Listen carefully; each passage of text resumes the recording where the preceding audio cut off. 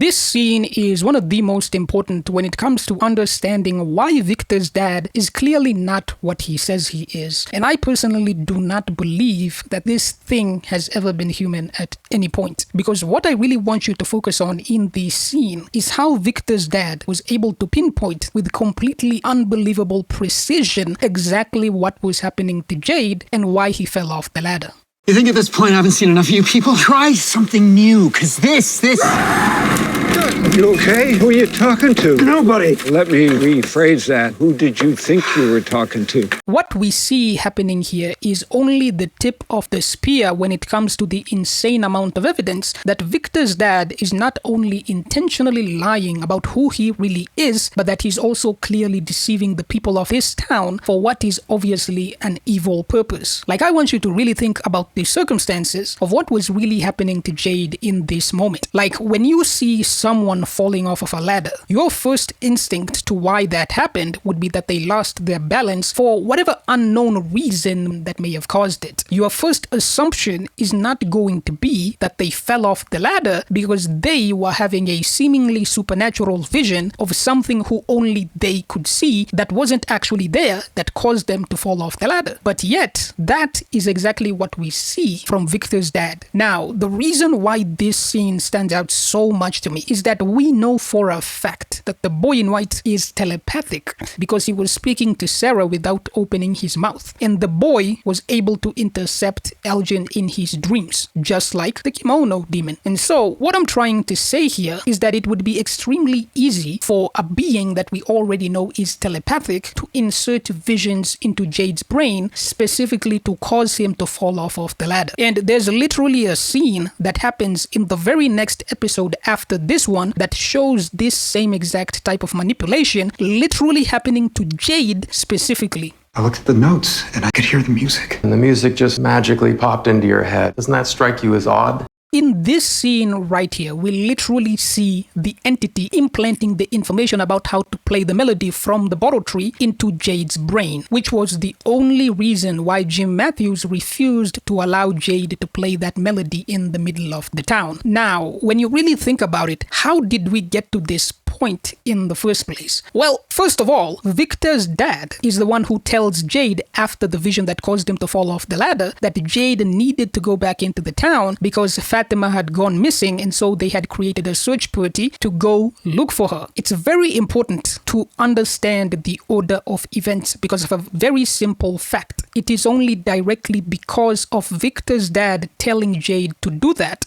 Jim Matthews was able to find him in the bar so that he could ask Jade to go help Tabitha with her seemingly supernatural visions, because they were something that Jim Matthews himself did not have a personal experience with. And it's because of all of them teaming up together to figure out the numbers in the bottle trees that Jim Matthews was able to hypothesize that the numbers might be referring to music notes. And then Jade was able to identify the composition and play the entire song after the melody was implanted into his brain. So basically, what I'm saying right now is that Victor's dad is intentionally lying about who he really is to manipulate the people of the town into finishing the quest. And this is incredibly obvious to me, especially when you consider that the only reason Jim Matthews even ended up trying to help Tabitha and Jade is because Victor's dad tells Jim Matthews that he spent the last 40 years of his life feeling regretful about not believing Victor's mom about the visions that she would see about the town and the children, so on and so forth. All of that is a lie. She never had any visions at any point, and she did not make any of those paintings. But what I want you to focus on the most in this video is Victor's dad's level of awareness of the phenomena that the people in the town are experiencing is significantly higher than literally anyone else in the entire town, despite the fact that he's supposedly never been in the town ever before. And what I'm about to show you here is a perfect representation of exactly what I'm trying to tell you. That boy, the one dressed in white, you're saying that he lured you up to the top of a lighthouse and then pushed you out? No. He didn't lure me. I just went there because of the children. Children locked in the tower. This scene is one of the biggest signs by the writers that Victor's dad clearly knows way more about what's really going on here than all of the fools who are living in this town combined. And the most likely reason for him having such advanced knowledge is that he himself is the entity that is behind literally everything that we see in the show, including the Nightwalkers. Like, think about this. The fact that Victor's dad mentions Tabitha was manipulated into climbing to the top of the lighthouse, even when Tabitha herself still has not realized that there were no children locked in the tower, means that it was always just a trap. Because I really want you to take notice of this. How Victor's dad specifically says that the boy in white lured Tabitha to the top of the lighthouse. And this is something most people in this community, and I'm talking about the viewers here, even to this day, people still refuse to accept that the boy in white specifically changes his voice to make himself sound like the Ankui children so that Tabitha would climb to the top of the lighthouse. This is why I want you to pay very close attention to what I'm about to show you. What's really most relevant about what happened here is that Tabitha, even in the current story, still has not made the connection that she was deceived specifically by the boy in white so that she would climb to the top of the lighthouse. But Victor's dad is aware of what happened in that moment. That's why he specifically uses the word lure when he was describing that situation. This is very similar to how Victor's dad was able to pinpoint with incredibly precise accuracy that the reason why Jade fell off of the ladder was because he was having a vision of something that only he could see. The most obvious conclusion as to how Victor's dad was able to know that Jade was having those visions is that he himself, Victor's dad, is the one that is sending them into Jade's brain. And once you really start to think about it, there were literally only two people when Tabitha was climbing the lighthouse. So how could Victor's dad have known that Tabitha was lured to the top of the lighthouse when Tabitha doesn't know when he wasn't even there? The most likely possibility to me is that he literally saw what was happening in the lighthouse. But that wouldn't be possible unless him and the boy have always been one and the same. I went through a magic tree and wake up in the hospital. You just happened to be here. No. We're not really in Condemnate, are we? It's just more of this place. She was the one who had been chosen to free the children. But you've been chosen now, too. How did you get out? The first mistake that people make is when they say that the Boro Tree sent Tabitha to Camden, Maine because she had Victor's address written in the lunchbox. That is a completely false statement. The Boro Tree did not send her to Camden, Maine. It sent her to the lighthouse. The distinction is important. It's only after reaching the top of the lighthouse that she was knocked out by the boy in white, and then she woke up in Camden, Maine. The specific order of events is very important because what this really means is that the being who chooses to appear as Victor's dad, who is also clearly the being that chooses to appear as the boy in white, is the one that actually sent Tabitha to what is supposedly Camden, Maine. There is not a single scene of Acosta or either of the paramedics while Tabitha was in Camden, Maine. The first time that we see any of those characters is after Tabitha gets knocked unconscious in the car accident, and she wakes up already in the ambulance, and immediately after that they encounter a fallen tree. You need to pay attention to the order of events,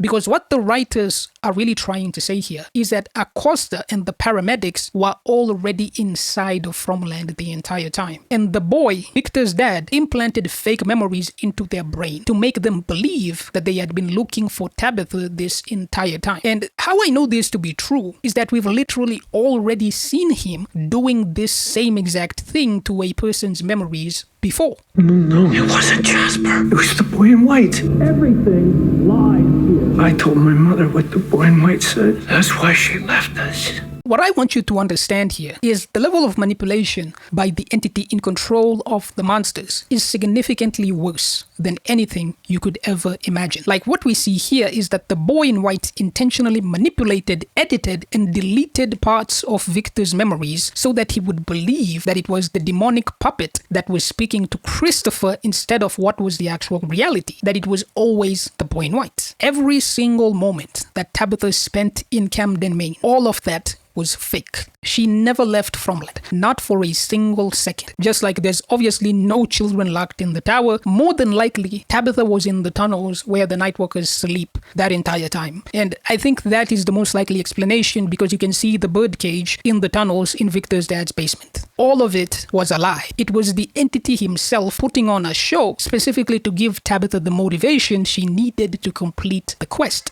It's the same reason why the entity allows Victor to live, so that he can give the people of the town information about the quest, the tower, and the demonic children. His manipulation of Victor's memories would also explain why he believes that this man is his father when he obviously isn't. But something that is very interesting to me is how every single time that Victor's dad, the boy in white, decided to make a scene change, Tabitha gets knocked out. When he pushes her off of the lighthouse, she gets knocked out. When she reaches Victor's dad's house for the very first time, Victor's dad claims that she passed out and fell asleep. But the most obvious one is when he intentionally causes the car accident where she gets knocked out for the third time in a row. Probably what happened in the past is that someone was able to see through the illusions because they were awake during the transitions in between one of the entity's scene changes, which is why he now has to make sure that someone is unconscious before he can do it successfully. Whatever the quest may or may not be, we do not have information to say for certain at this point. But most likely, he wants to completely break the people of the town so that they'll be desperate enough to sacrifice their own children, just like what supposedly happened with the Nightwalkers. A huge reason he allowed Tabitha to live and then brought her back to the town is so the townspeople stop believing that simply escaping can ever be a viable strategy. He wants them to believe that they have to complete the quest before they can escape.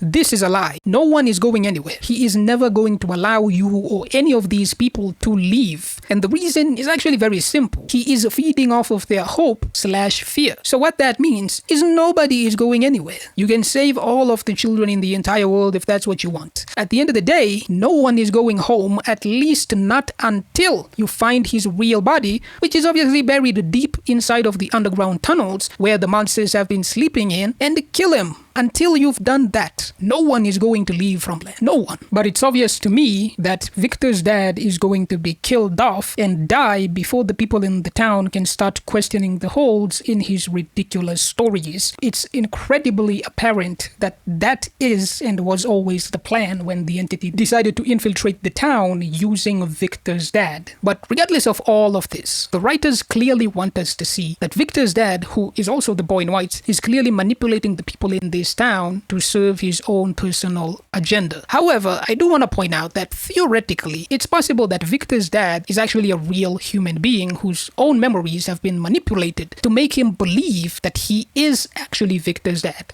The shady things that he doesn't necessarily exclude the possibility that he himself could be a victim. But I think this is really unlikely because he taunts Jade about inserting visions into his brain, and he does the same thing with Tabitha when he makes fun of her for not realizing that he manipulated her to climb to the top of the tower and used Victor as a pawn to deceive her into believing that there were ever children locked in the tower. The entity loves to do this kind of boasting, I guess you could call it, about how much of a genius he is at manipulating people. You see this a lot with his interactions with Boyd when he pretends to be Father Cartry. He makes fun of Boyd for not recognizing that he is the one behind all of the suffering that they're going through. Like how fake Father Cartry literally tells Boyd that he can't even see what's literally staring him right in the face when Boyd was trying to create a plan to catch one of the Nightwalkers. Like, even when you look at this scene in the season 4 trailer with the crows, it's very obvious that the entity uses the crows to intimidate the people of the town. And I've gone incredibly in depth on why this is obviously the case before. So go watch this video right here to see how we know that the crows are laughing at the people at the funeral because they know that the entity has already won the game.